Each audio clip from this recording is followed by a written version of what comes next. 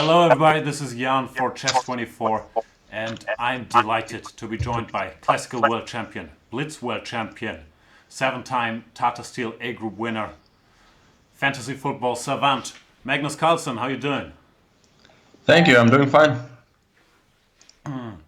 So I want to talk about your Tata Steel performance, and we can have a look at the running Gibraltar games as well. But before all that, we gotta address the breaking news in the chess world. Vladimir Kramnik retired at age 43. What are your thoughts? No, it's obviously sad to see him play the way that he played in the last tournament.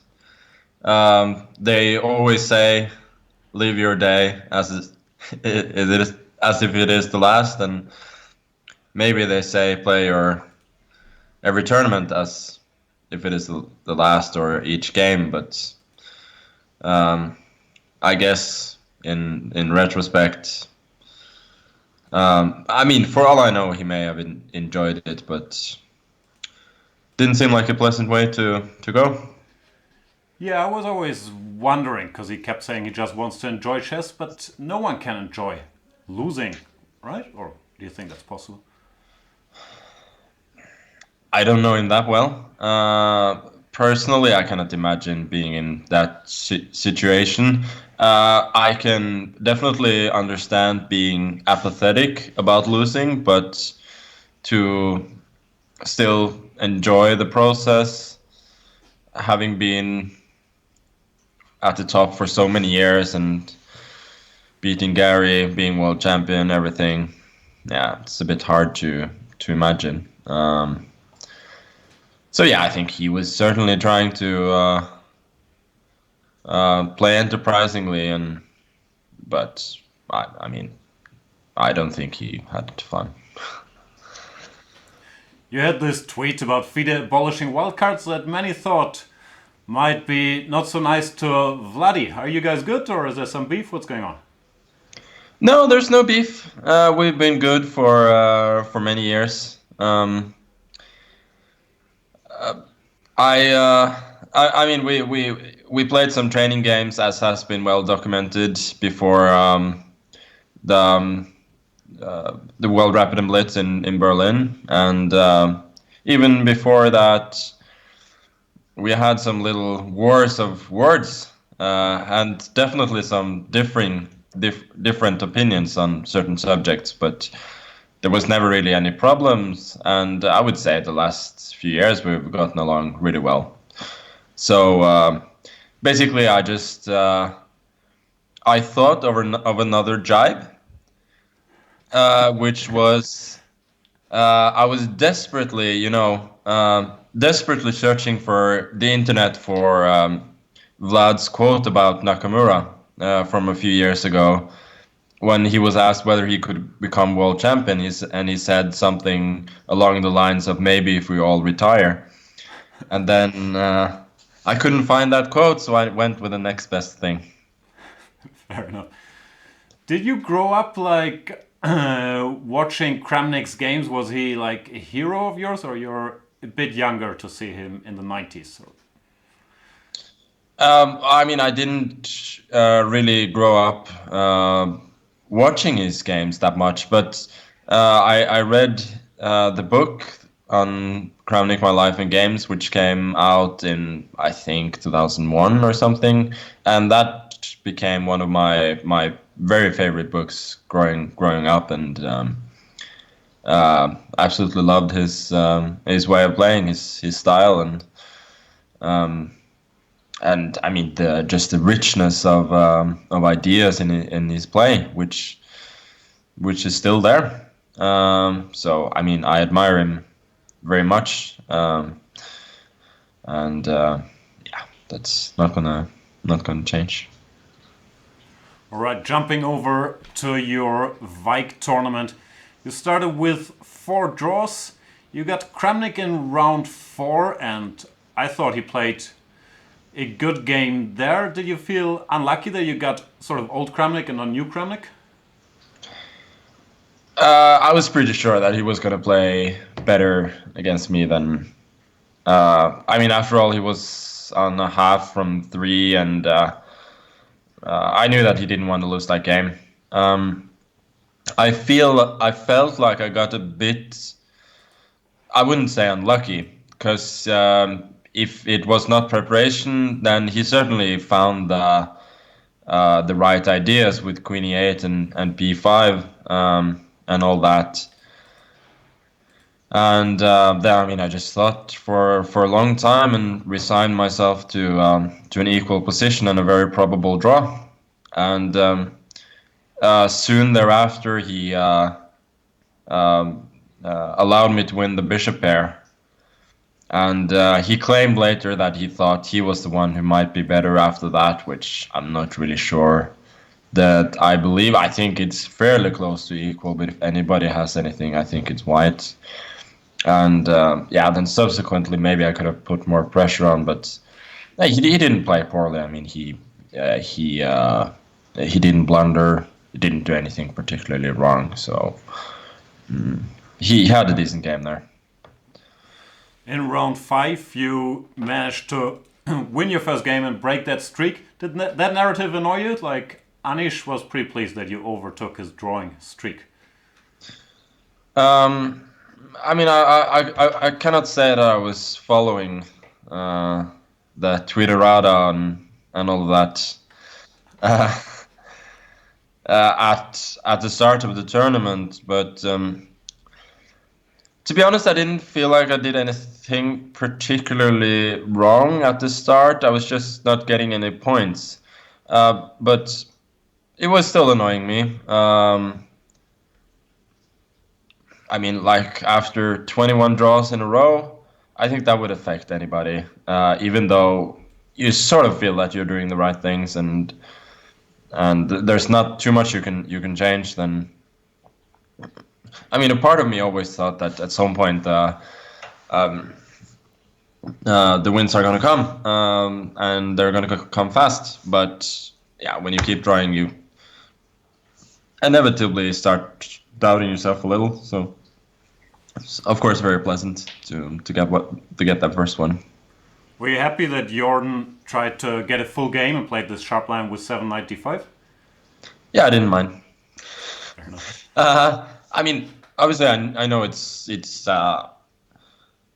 very, very dangerous. But my experience from the World Championship is that it's just as dangerous for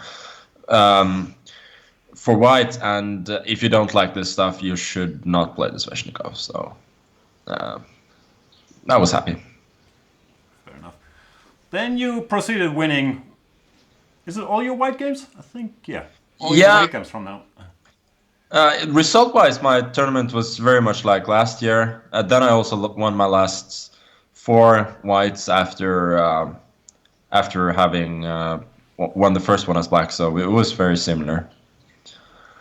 But I feel like the quality of play was better this year, apart from one moment, which I should like to address, because I'm living a lie and it's bearing down on my conscience. Wow. It's about the game against Rapport, which was, I think, considered to be a pretty good game. I was praising it. You didn't like it? No, I mean, the point is that I blundered a pawn. All right. Where, when, why? When I played the move e5. You didn't see it's you could then take on e5.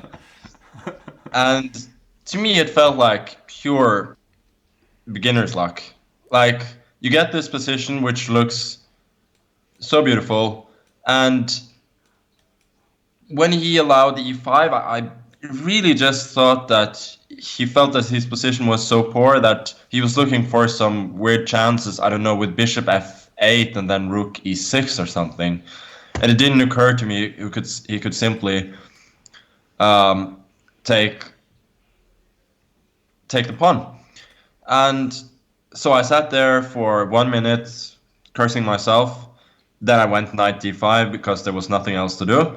And while he was thinking, I mean, I gradually realized that just everything is working. Bishop d8, then I can just take, and he cannot take back with the rook from b8 because his queen is hanging in. All the tactics work. If he goes bishop d6, I have knight c7.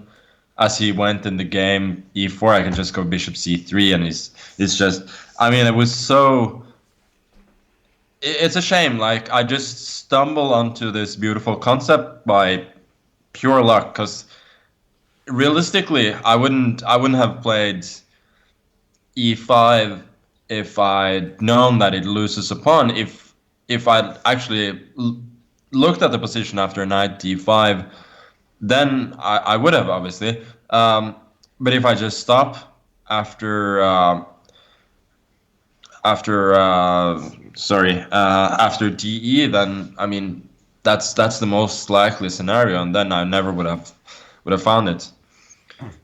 You're way too honest. This would have gone down as a classic long-term sacrifice for domination. Yeah, I know. Uh, and then I mean the rest of the game was kind of funny because I mean half of me was just I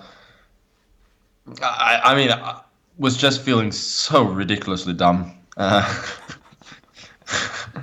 As like um, so that was why it was kind of hard for me to feel good about the game, because even though after that it went swimmingly, it was all based on a very very basic oversight.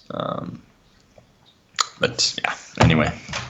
3193 was not a blunder though. You saw you could take on f6 and decided against it. Yeah. At that point, I sort of had to make up for my blunder by playing to the crowd. So, but to be honest, everything after that came more or less naturally to me. Um, Except, I mean, at the very end when I went for this uh, bishop f6, rook h7 thing.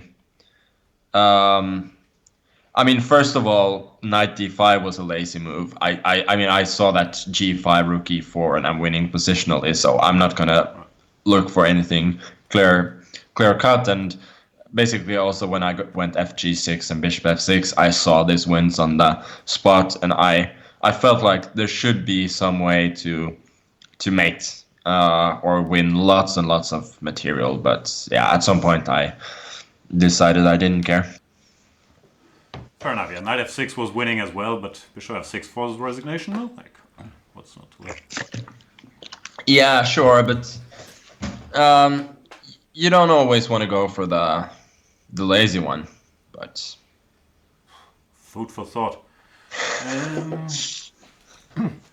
Then you ground down Vichy as well. You hadn't beaten him for a while. Vichy is still going strong.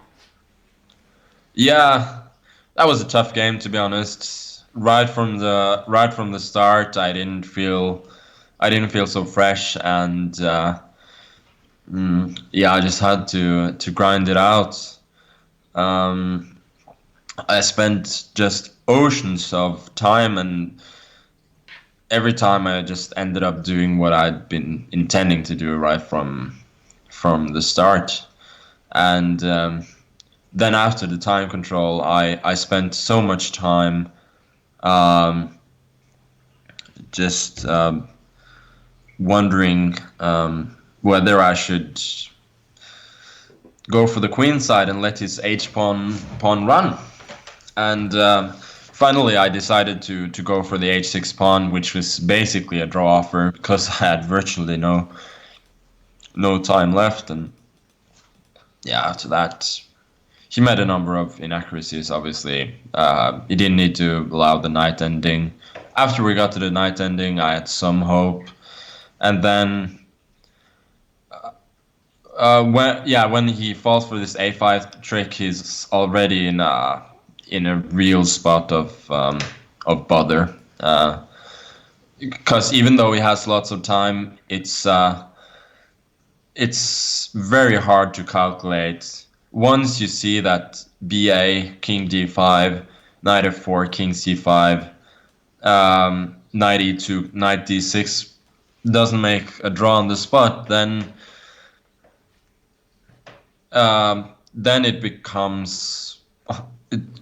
almost becomes guesswork. Like, you cannot see a forced draw, so you just have to evaluate whether the resulting position is a draw or not, which I think is very, very difficult, because I could see lines that led to a draw, but I could also see lines that won for me. So I mean, I cannot blame him too much for going b5, and for me it was at that point not a question of does this win or does that draw. I just, does this keep the game going or or not was the real question. So even after b5, I didn't know whether I was winning or not, but that wasn't really a big issue. I was just happy that the game was still on.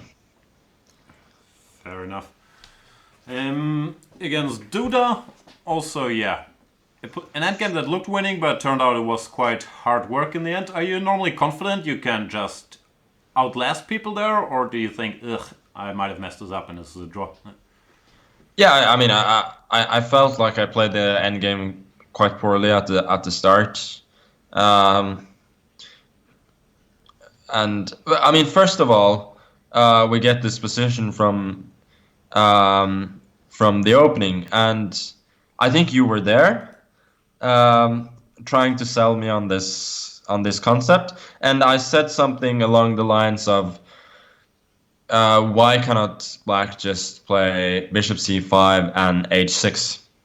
Yeah, I do recall that, and Bishop H6 sort of worked, but I'm not sure how deep it went after that. No, I don't think we looked any further. There was just, I can sort of recall Bishop H6, GH, Queen D2, +1. Right. I think that was what's being said, and then we moved on.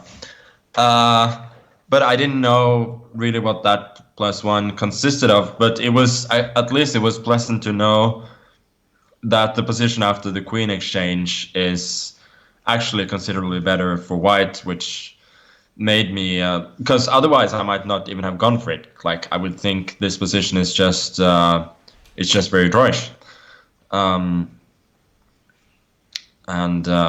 Yeah, but it was to some extent bittersweet, because you know that you've gotten such a good advantage from the opening, and there's still so much work left to be done. In our defense, +1 is already like more than the +001 you're dreaming of in some patterns. Yeah, no, for sure. But still, it's a position that is not clear. Like, you know that it's much better, and you have all the chances, but it's still gonna be damn hard work winning the game. And then, I mean, at that point, I'd ground out that win against Vichy a couple of days before, and it was not really the thing I was looking forward to. And then again, when I messed it up a little bit at the start, it became like I pretty much thought it was a draw, or very drawish. But yeah, it was again all about keeping the game going, and gradually managed to reroute my pieces, make some progress, and it's difficult to defend, because you have so. I mean, there's no win for white, but it's also never an obvious draw for black. Like, you have some different lines you can try, but then in your calculations you arrive at some positions which may look nice, but you don't know if it's winning or not. So it's definitely a very difficult ending to play, and I cannot say I was shocked that he couldn't find the right way, and I eventually managed to win. Then last round against Giri, or once again against Giri. How do you approach such sort of draw is good situations? Do you just try to play normally, or is there some other thinking going into it? Yeah, I tried to play normally. I cannot say I was very worried. Peter was definitely worried that I was too relaxed. um, Did you and then think it was going to be a short draw? Or not like a short draw, but I didn't particularly think there were going to be any difficulties. And then I was always surprised um, by what he went for in the opening. Cursing myself once again for not taking this concept seriously. And then, yeah, it's a funny situation to play the same move that I played against Rajabov, and then to have him, then to have him thinking. I read you spent 17 minutes on King H8 both times. Yeah, it's a funny Rajabov coincidence. It's Carlsen. Um, yeah, but yeah, then what he went for was obviously kind of harmless, and his exchange sack is just desperate. But yeah, he saw rook a6 and probably expected bishop d5 rather than bishop e5 then, and it's going to be a very likely draw. But as he said himself in the game, he's a million tempi down on what you usually get, which is not necessarily better for white either. Right. And then after that, it was a bit lazy on my part. It was also a miscalculation in the game. When he went queen c6, only been counting on queen d5, and then I would have very, very good winning chances. But I didn't mind or care too much, but it bothered me just a tiny bit. What's the difference? You have some rook d4, or what do you do after queen d5? Well, first of all, I can go rook b4 and queen b8. Okay. I thought was the simplest one. But I think also queen after rook d4 may actually work, because queen f7, I can go queen f8, and if he takes an f8, then I'm still attacking two of his pieces. So Anyway. Sorry, go ahead. no, anyway, it's not like it matters too much. But I don't know. In general, you want to give 100% towards the very end, but in that particular situation, I just went for the lazy approach and wanted to get the tournament over. Fair enough. So you won your first tournament of the year. Do you feel your strength is coming back in classical chess? Magnus 28 is catching up with Magnus 24, or too early to say? No, I'm very happy with my performance. Apart from the game against Rapport, I don't think I made any outright blunders, and even that one turned out to be a very good move. So yeah, it was definitely a good performance, and it's nice to just have a tournament when you have no particular regrets. Just very, very satisfied, and obviously I can still do better. But it's such a step up from what I've been doing recently, and I felt like the process was good, and as long as the process is good and the result is good, then I must be happy.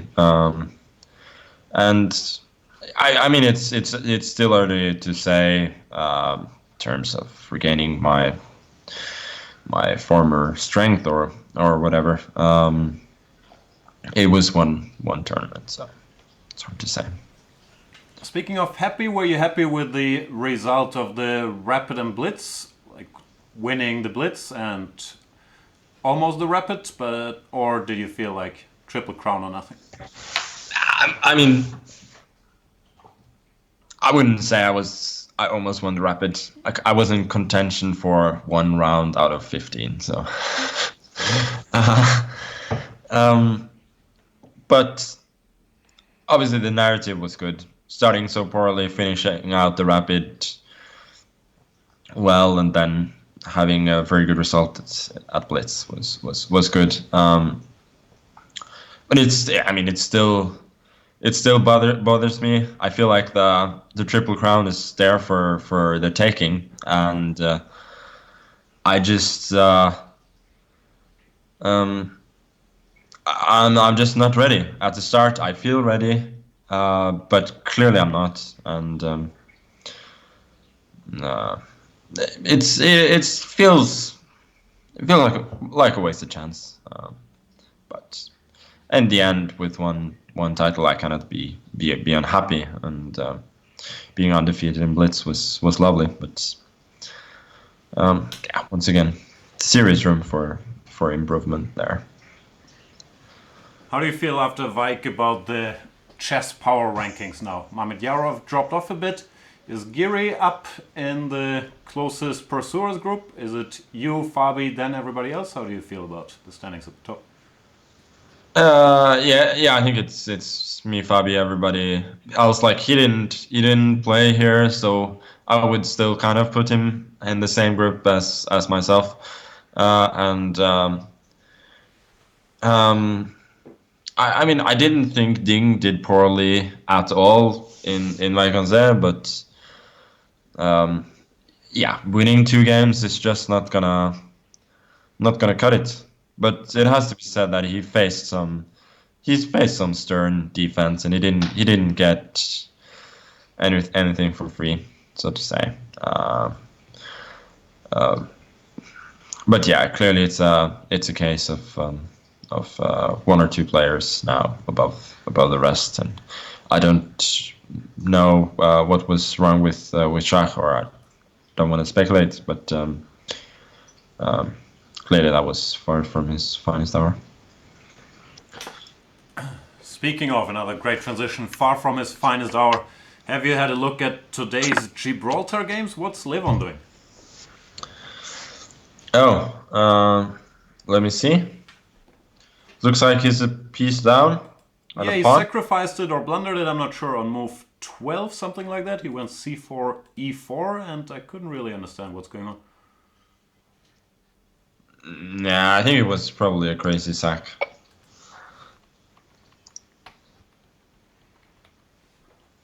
In the current position... No, he's just dead lost, no? Yeah, I think so.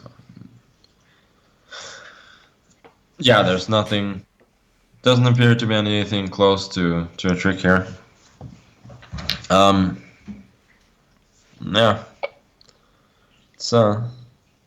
It's good for David, though.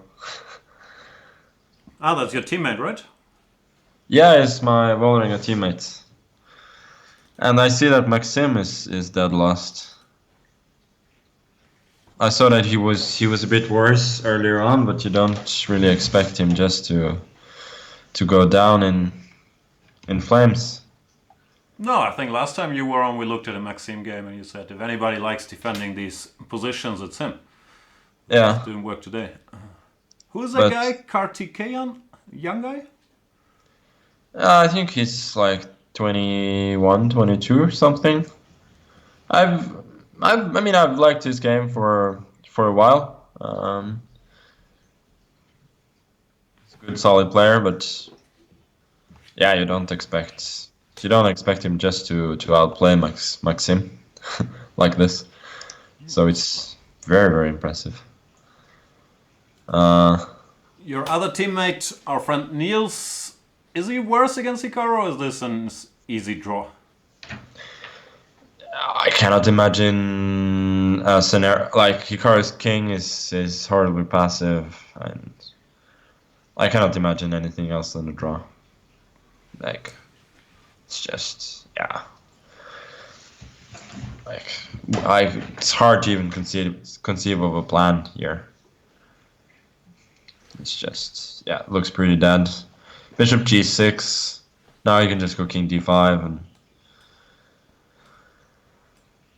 Yeah, you can go back, but doesn't matter.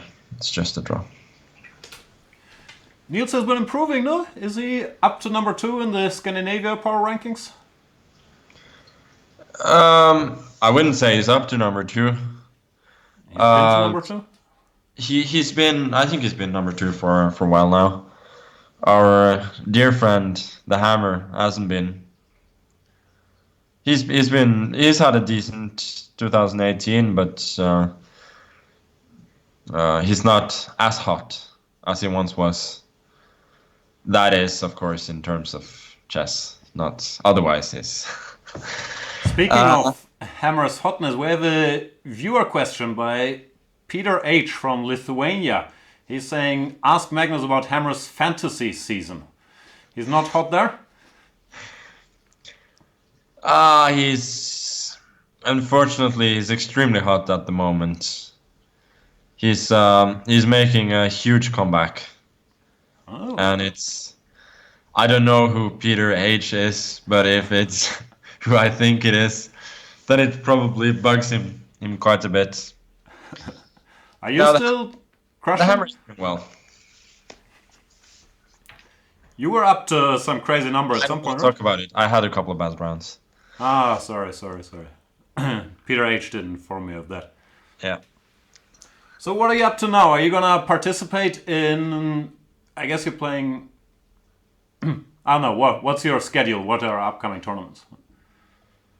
I'm gonna play Grenke, and then probably something before that.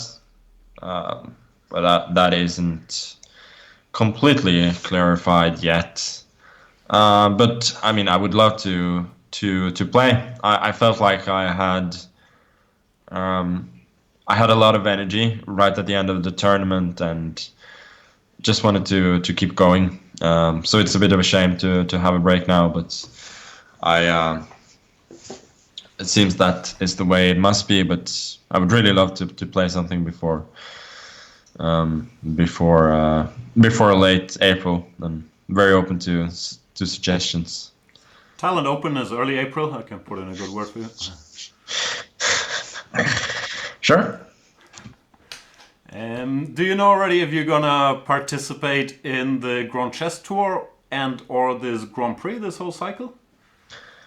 The Grand Prix, I would say, is very, very unlikely. Grand Chess Tour probably is gonna happen. And yeah, I mean, I've been talking about playing more Rapid and Blitz, so I cannot let one good classical tournament change that. Yeah. We have a couple more viewer questions. People are very curious on your take on Alpha Zero. Did you study his games? Were you aware of the analysis during the World Championship match? There was some posted, I think, by Matthew Sadler giving some lines on your games. No, I didn't follow it during the World Champs at all. I mean, I still haven't seen those analysis. I read the book last few days during Vaikonse, which I thought was fascinating. But yeah, I mean, it's nice to see the games with comments and everything. But I try as much as possible not to look at chess too much with an engine, because I feel like it just doesn't help me at all. And I really felt that during during such a tournament, you really feel it quite keenly that often the engine lines have very, very little relevance on what's actually what's actually gonna happen.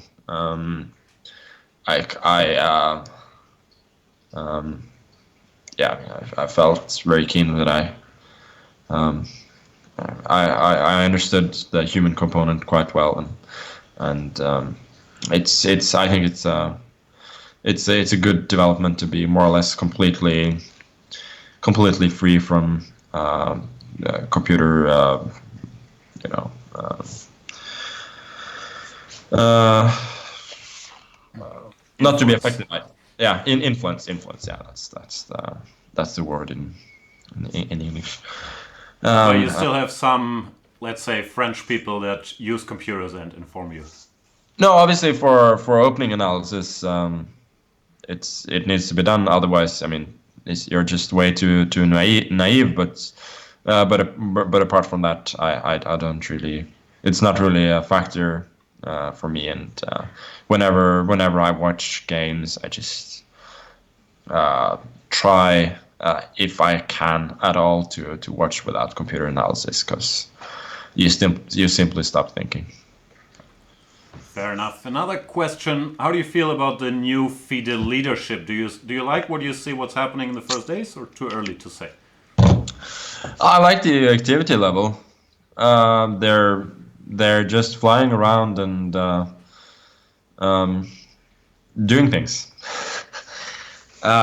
It remains to be seen how effective those measures will be, but I like the activity level, and at this early stage you cannot ask for more. So yeah, I'm pretty optimistic,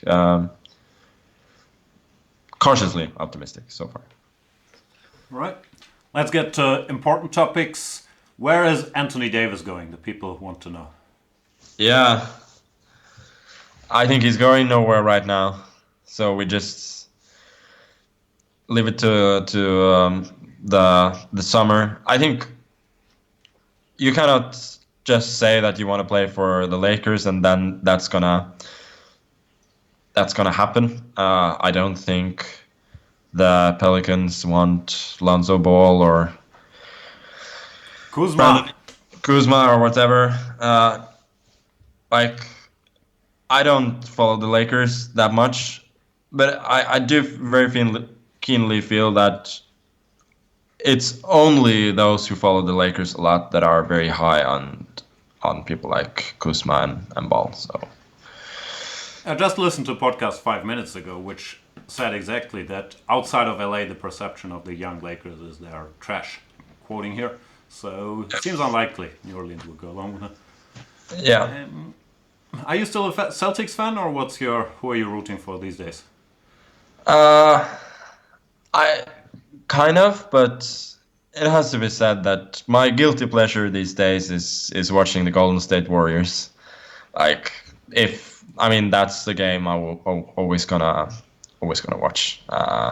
Seems like the viewing experience is just them and then everybody else. It's like it's not even close at the moment. So um, I'm I'm still kind of rooting for the Celtics, but I definitely enjoy watching Golden State more. Right. All right. Last question. What's your media, TV, movie diet these days? Do you have time to watch anything? You got anything good?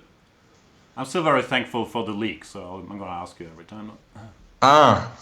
You like that one, huh? Yeah. It's easy to consume for sure. Um, no, there was this one. There's this new um,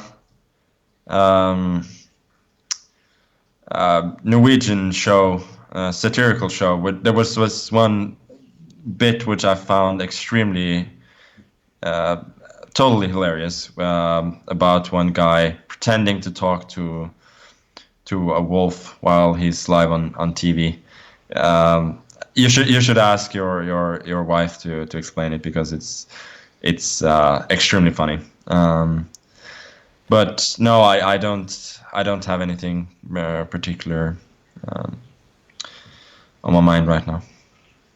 All right, then, yeah, thank you so much for your time, Magnus Carlsen, and best of luck finding a tournament. I'll be in touch about Thailand Open, like, probably room the travel expenses we're gonna have to discuss.